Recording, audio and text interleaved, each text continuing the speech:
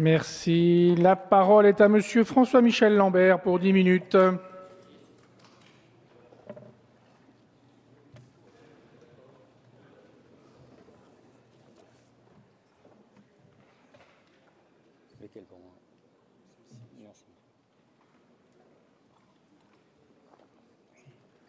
Monsieur le Président, Monsieur le Ministre, Messieurs les rapporteurs, mes chers collègues, le système ferroviaire actuel est une machine lancée à pleine vitesse vers un gouffre, le gouffre de la dette, et roulant également sur des infrastructures dépassées.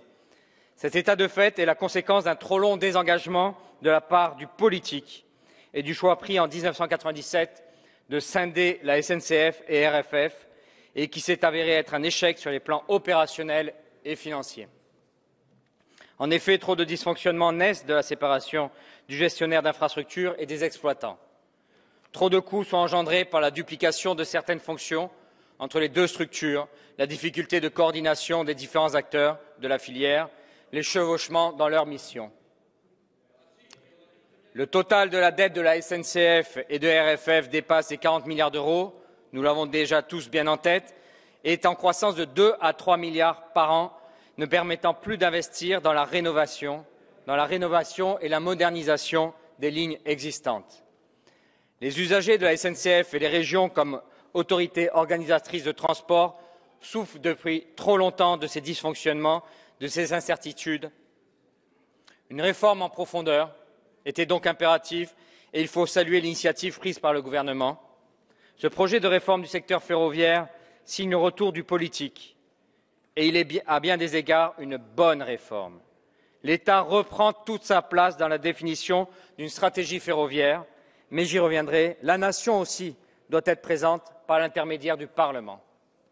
Ce projet de loi crée un groupe public ferroviaire qui sera constitué d'un établissement public de tête, la future SNCF, et de 2 établissements publics filles, le gestionnaire d'infrastructures, SNCF Réseau, l'exploitation ferroviaire, SNCF Mobilité. L'établissement mère, au sein duquel l'État est majoritaire, assurera le contrôle et le pilotage stratégique, la cohérence économique, l'intégration industrielle et l'unité sociale du groupe public. C'est donc tout l'inverse d'une privatisation, comme on a parfois pu l'entendre. Ainsi peut-on espérer répondre à l'enchevêtrement des responsabilités qui rend difficile l'identification de l'interlocuteur pertinent et simplifier les relations entre l'exploitation et le gestionnaire, tant on sait que les rapports entre SNCF et RFF sont pour le moins complexes. Si ce projet de loi ne résout pas le problème de la dette existante, on peut raisonnablement espérer qu'à moyen terme, la rationalisation du système par la création d'une nouvelle gouvernance permettra de la stabiliser. Les régions et les usagers doivent cesser de combler les trous. Se pose tout de même la question de nouveaux financements. Et je tiens à rappeler ici toute l'importance de la redevance poids lourds dont nous demandons fermement une mise en œuvre dès que possible de la part du gouvernement.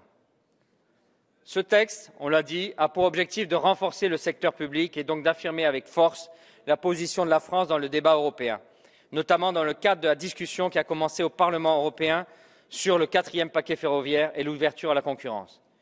Si nous défendons l'idée, à terme, d'un grand réseau européen de transport, cela ne doit pas faire de nous des dogmatiques et il n'est pas question de nier la particularité de notre réseau, de nos infrastructures et la qualité du personnel de la SNCF. On doit se préparer à la concurrence d'une manière solide pour en tirer tous les bénéfices possibles. Je pense que ce projet de loi le permet. Car au-delà des usagers, cette question est aussi celle de la situation des milliers d'agents publics, cheminots, collaborateurs des structures. Nous devons être vigilants quant à l'évolution de celle-ci. J'y reviendrai également. Pour autant que nous apportions notre soutien à l'initiative de cette réforme, il n'en demeure pas moins qu'en l'état, ce texte comporte des lacunes. Vous le savez, le groupe écologiste est extrêmement attaché au transport ferroviaire de voyageurs et de fret, qui permet de réduire nos émissions de gaz à effet de serre, mais surtout de penser la mobilité durable. La question ferroviaire est au cœur des politiques de développement durable. L'accès à la mobilité pour toutes et tous sur l'ensemble du territoire est au centre du projet écologiste, notamment par des tarifs de billets plus mesurés. Il nous faut réfléchir à la mise en place d'un système désirable de transport qui participe à l'équilibre, à l'égalité et à la cohésion entre les territoires. Un système ferroviaire qui s'attache à ne pas laisser dépérir certaines lignes, mais plutôt à les moderniser. Un système de transport intelligent dans lequel le transport ferroviaire s'articule, se coordonne pleinement avec les autres modes de mobilité, où les gares sont un centre névralgique d'échange, de vie, de développement économique pour leur territoire. À l'heure de la décentralisation, les régions, comme autorités organisatrices, principales financeurs du système et à qui seront bientôt transférées les compétences de transport détenues par les départements, doivent être au cœur d'un réseau piloté par un État stratège. Il est cependant raisonnablement permis de croire que le travail constructif que nous avons eu entre les différents groupes de la majorité, en relation avec le rapporteur Gilles Savary et le gouvernement, permettra d'aboutir à un texte satisfaisant sur l'ensemble des points suivants. En premier lieu, l'État est stratège, mais doit l'être avec la représentation nationale. Le rôle du Parlement doit être impérativement renforcé, car le développement de notre territoire national dépend étroitement du développement du transport ferroviaire. C'est la raison pour laquelle une majorité d'entre nous demande l'introduction d'une loi d'orientation quinquennale relative au transport et à la mobilité multimodale. Notre amendement n'a malheureusement pas été autorisé à être discuté en séance, au prétexte que nous ne pourrions prévoir l'ordre du jour de l'Assemblée. Cette loi d'orientation ne doit pas être abandonnée ou elle doit ni remplacée par un seul rapport de plus que le gouvernement remettrait au Parlement. Cette loi d'orientation, nous souhaitons y adosser un schéma national des services de transport ferroviaire pour que nous puissions avoir une vision claire des priorités nationales. Ce schéma ferroviaire s'articulerait, pour la partie fret, avec le schéma national directeur logistique décidé dans la loi transport de 2013 et dont la mise en application est programmée l'année prochaine, si je me trompe, Monsieur le Ministre. Ainsi, un Parlement pouvant se prononcer sur une orientation globale du développement ferroviaire n'aurait certainement pas autorisé certains choix actuels en matière d'infrastructures qui vont littéralement plomber le financement du système ferroviaire pour des années. Je pense notamment au choix du tout TGV ou à certains projets de lignes à grande vitesse. Pire, le projet de liaison Lyon-Turin, qui à lui seul coûtera plus de 14 milliards d'euros, voire 20 milliards d'euros. Il y a un traité franco-italien, mais il y a 14 à 20 milliards d'euros à trouver, chers collègues. La moitié de la dette globale du groupe public à venir. La moitié de la dette globale du groupe public à venir pour un projet inutile. Il est ainsi des projets inutiles et évidents dont on ne comprend pas pourquoi ils sont maintenus. Il en va de même sur la ligne nouvelle en PACA, 8 milliards d'euros d'investissement et aucune réponse fret dans une région de grand transit. Il faudra aussi se poser la question de ces investissements qui n'apportent pas les réponses à la hauteur des enjeux. Les régions doivent ainsi être davantage valorisées.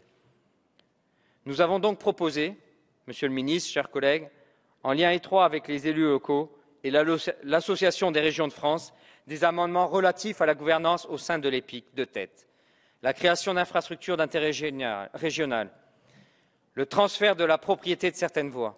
Mais malheureusement, ces amendements sur la propriété de certaines voies ont été retoqués au titre de l'article 40. C'est extrêmement regrettable au moment où nous voulons des régions plus responsables. Il faudra aussi trouver la capacité à répondre à cet enjeu pour garantir le transfert des propriétés des voies, de gares et de fonciers aux régions dans la nouvelle loi de décentralisation qui arrive.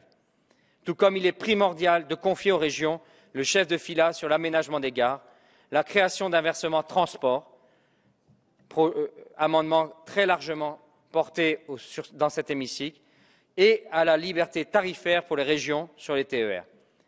Il est important également de flécher en priorité les financements vers l'aménagement et la rénovation des lignes existantes plutôt que le déploiement de nouvelles lignes. Enfin, l'autre grand chantier de la réforme est son volet social. Ce groupe public ferroviaire comprendra près de 155 000 cheminots. Au-delà de la grève actuelle, il n'en demeure pas moins qu'il faut tenir compte des inquiétudes de beaucoup d'entre eux. On ne fait jamais grève par plaisir. Je veux réaffirmer que cette réforme ne remet en cause aucun des acquis sociaux auxquels les salariés sont légitimement attachés. Le statut des cheminots est maintenu, de même que sa protection sociale. Toutefois, il convient d'apporter des garanties supplémentaires aux syndicats. Et nous saluons et nous soutenons l'accord signé entre le gouvernement, la CFDT et l'UNSA et votre travail, Monsieur le ministre, sur ce point. Plusieurs des amendements écologistes traduisent les mesures de cet accord. Nous les portons pour la plupart avec d'autres groupes de la majorité soucieux, comme nous, que le cadre social du futur groupe public ferroviaire soit harmonisé. Entre autres, nos amendements intègrent dans la loi le principe selon lequel le groupe remplit solidairement des missions de transport et de gestion des infrastructures ferroviaires, qui affirment le caractère non séparable des EPIC, qui mettent en place une représentativité des organisations syndicales calculée sur le périmètre du groupe ou qui créent un comité central d'entreprise. Je crois que le vote de ces amendements sera de nature à rassurer les craintes des salariés et des syndicats et de les assurer de notre volonté farouche de créer un véritable groupe public ferroviaire intégré, ambitieux, qui maintient une politique sociale élevée. Nous ne doutons pas que le gouvernement et nos partenaires de la majorité auront à cœur de faire avancer le texte dans le sens des différents points évoqués. Nous aurons, j'en suis certain, un débat riche, passionnant sur l'avenir de notre système ferroviaire. Je vous remercie.